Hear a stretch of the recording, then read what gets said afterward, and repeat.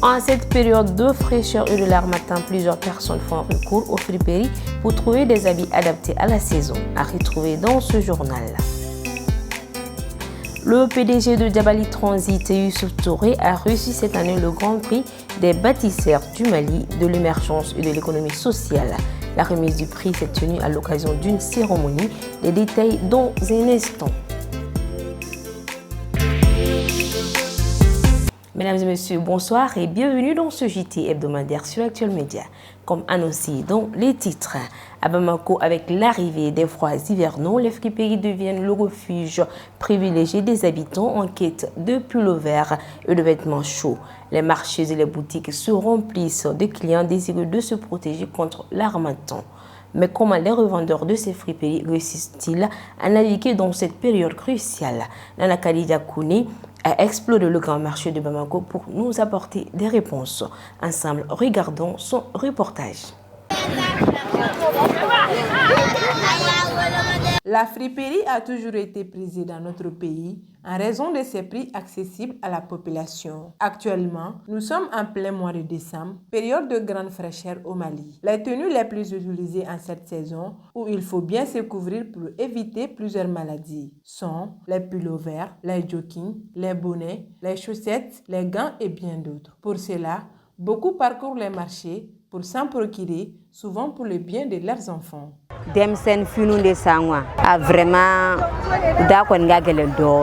Je suis venue acheter des habits lourds pour mes enfants.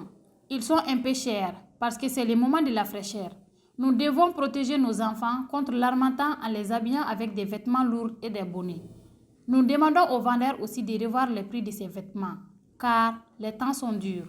Quant aux parents, ils doivent penser à la santé de leurs enfants d'abord, car elle est primordiale. Donc, qu'elles viennent acheter ces vêtements pour bien protéger leurs enfants quand ils partent à l'école.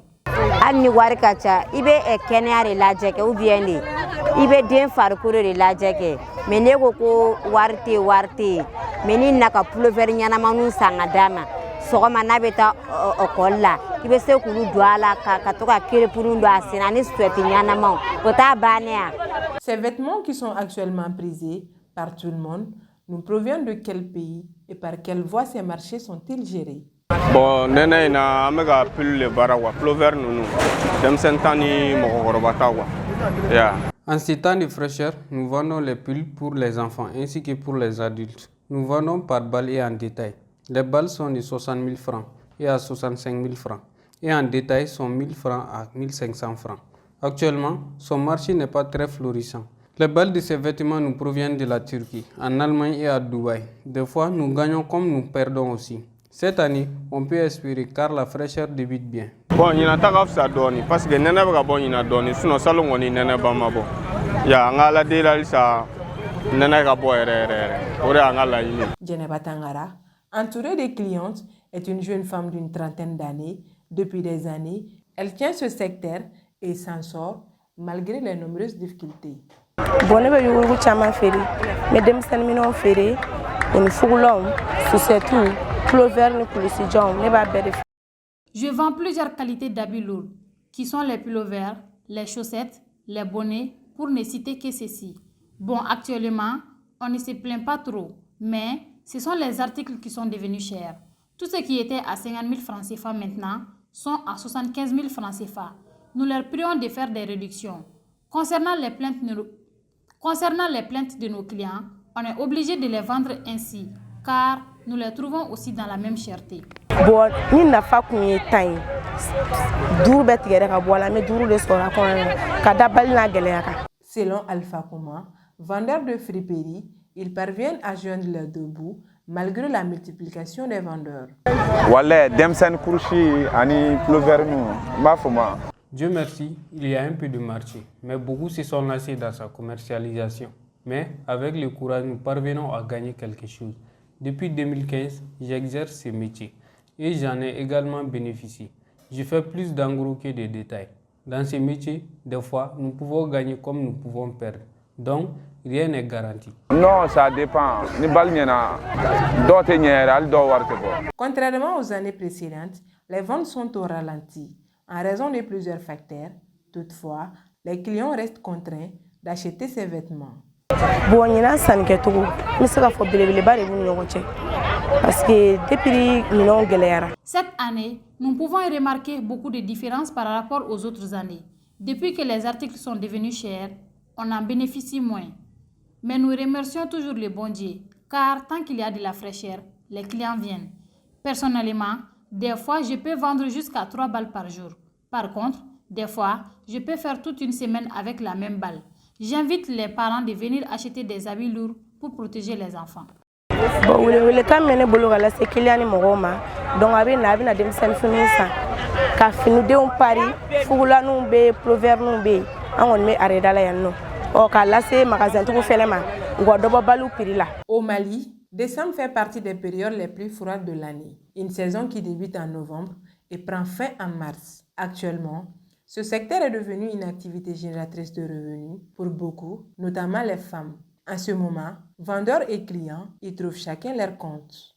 Pour la première fois de l'histoire, la Namibie a élu sa première femme présidente, Netumbo Nandi-Ndaitwah, jusque la vice-présidente issue du parti au pouvoir.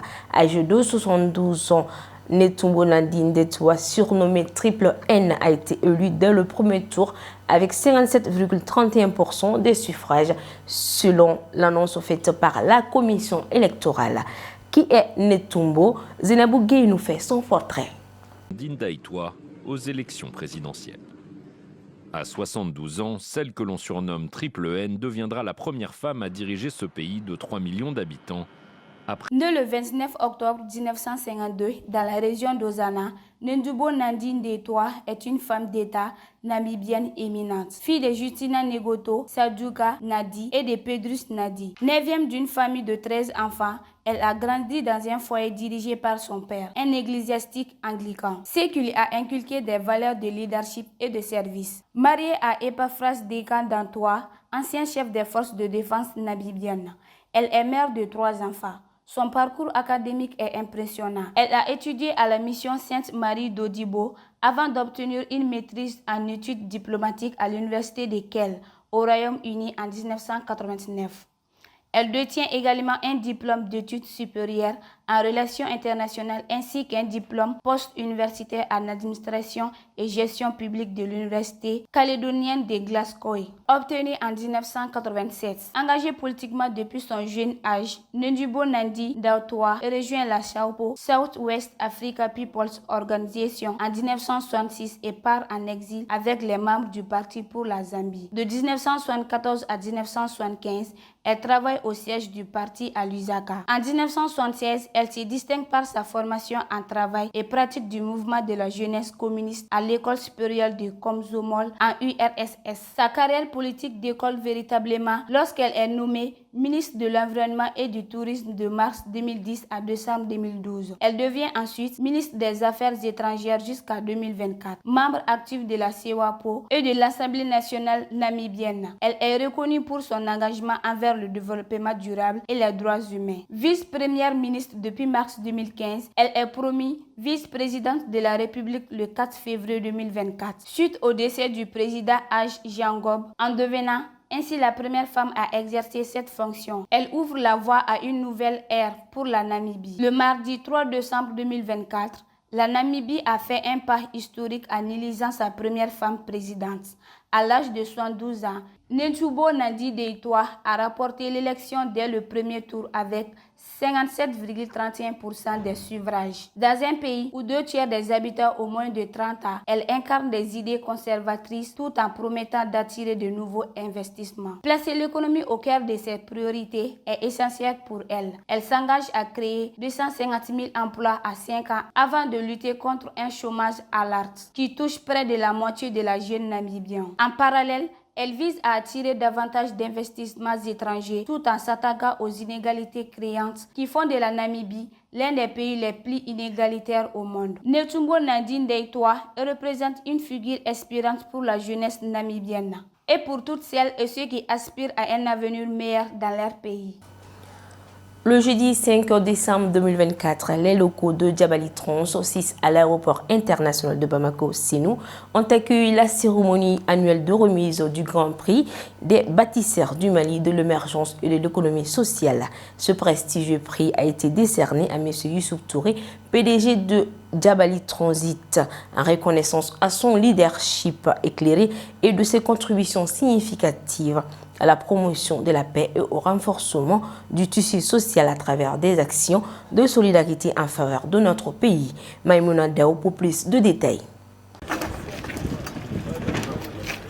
Dans le cadre de leur festivité annuelle, la Direction générale de Djabali Transit a accueilli ce jeudi 5 décembre 2024 la traditionnelle remise du Grand Prix des bâtisseurs du Mali, de l'émergence et de l'économie sociale. Ce prix a été attribué cette année à M. Youssouf Touré, PDG de Djabali Transit, par le club des radios libres de Bamako.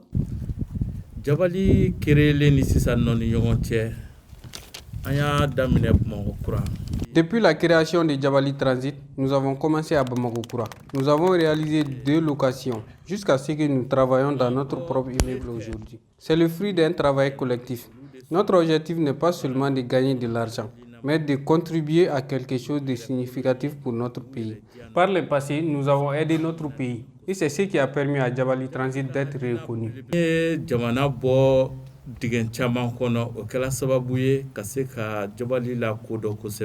Selon la présidente du club, la sélection des lauréates est le fruit d'une démarche rigoureuse. Des enquêtes approfondies et des recherches minutieuses sont réalisées afin d'assurer que les personnes honorées répondent aux critères d'excellence et de mérite.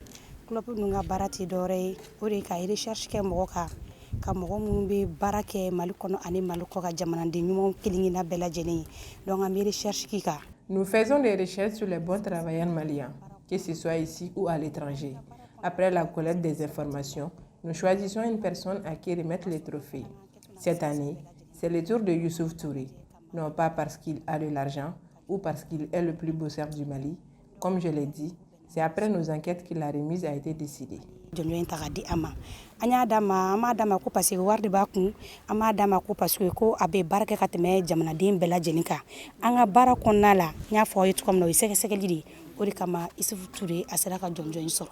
Lors de la remise du prix, le PDG Youssouf Traoré a exhorté la jeunesse à s'engager dans l'entrepreneuriat afin de bâtir un avenir prometteur.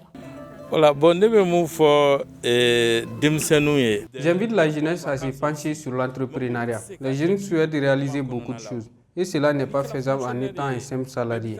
Avoir de belles voitures, faire des voyages, construire de belles maisons, tout cela n'est possible qu'en entreprenant. Si tu es vraiment ambitieux, le secteur privé est la meilleure. Mais nous connaissons ambition bila ka femba soro evita privé de là. Cette récompense a pour but de rendre hommage au leadership éclairé de M. Youssouf Touré dans la promotion de la paix et de la cohésion sociale. Elle souligne également sa contribution significative au renforcement du tissu social grâce à une multiple d'actions de solidarité qui profitent à notre pays. Par son engagement, il inspire non seulement ses pairs, mais aussi la jeunesse malienne à s'impliquer activement dans le développement de notre société, en mettant en avant des initiatives visant à aider les plus vulnérables. Il démontre qu'un leadership responsable peut véritablement transformer des vies et favorise un avenir meilleur pour tous.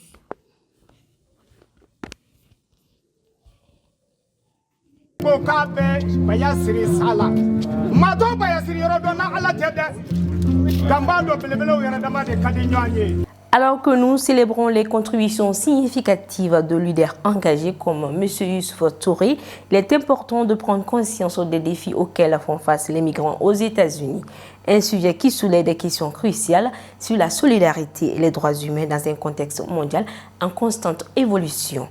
Alors que près de 12 millions de personnes vivent sans papier aux États-Unis, le président Trump envisage de mener une vaste opération d'expulsion de ces migrants. Cette décision, à la fois colossale et préoccupante, pourrait priver des familles de leurs revenus quotidiens, car beaucoup d'entre eux travaillent dans des secteurs essentiels tels que l'agriculture, le bâtiment et les usines.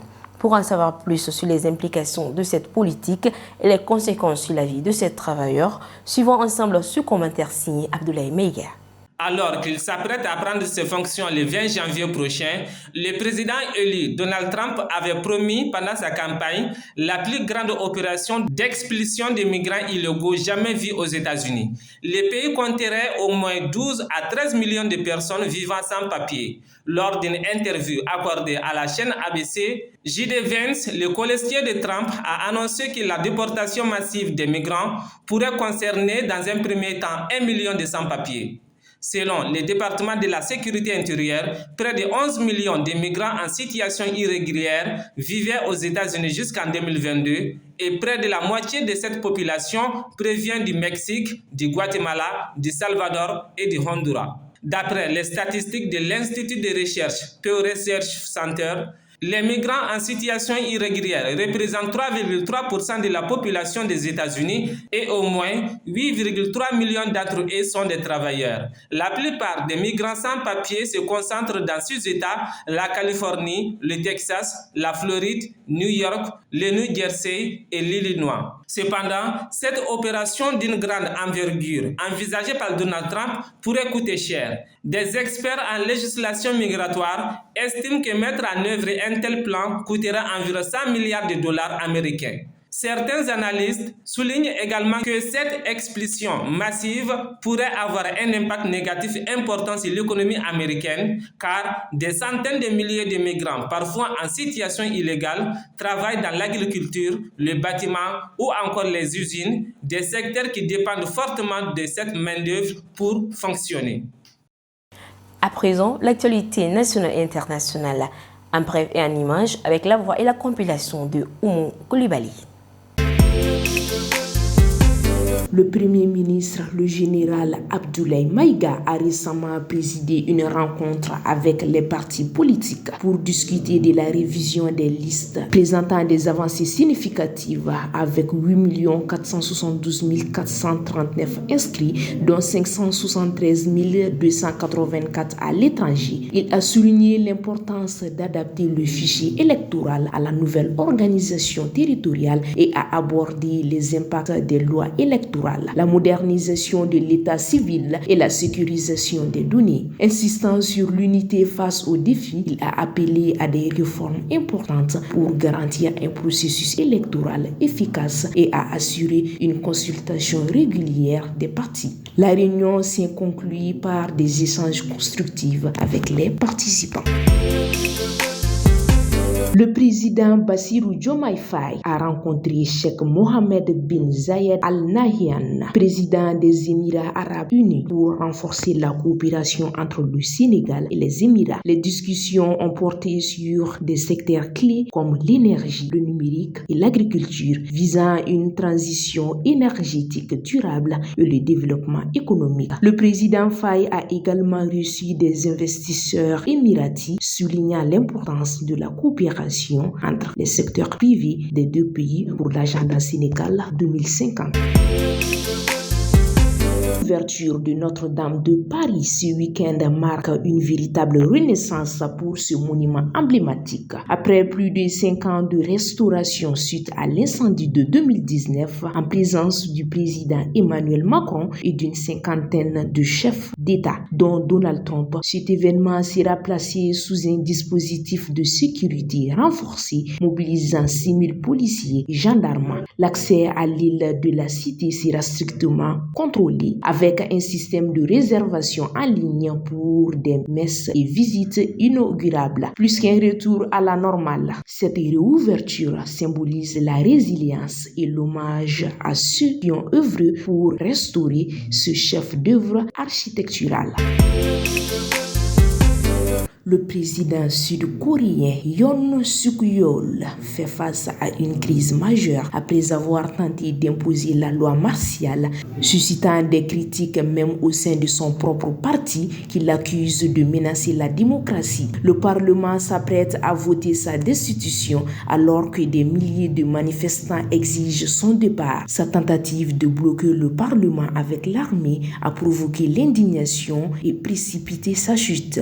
Avec une popularité en chute libre, la fin de son mandat semble imminente, ouvrant la voie à de nouvelles élections.